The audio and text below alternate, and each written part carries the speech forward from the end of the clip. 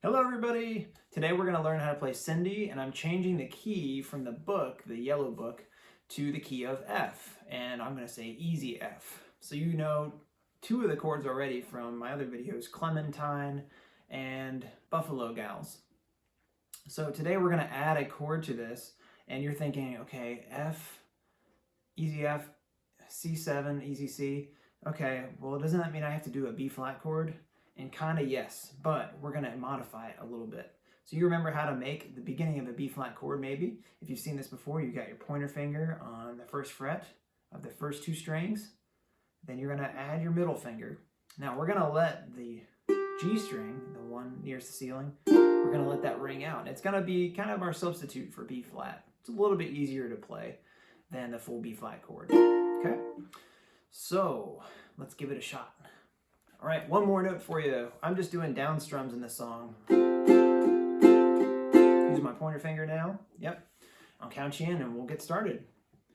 1, 2, 1, 2, 3. You ought to see my Cindy. She lives away down south, and she's so sweet, the honeybees swarm around her mouth. Get along home, Cindy, Cindy, get along home.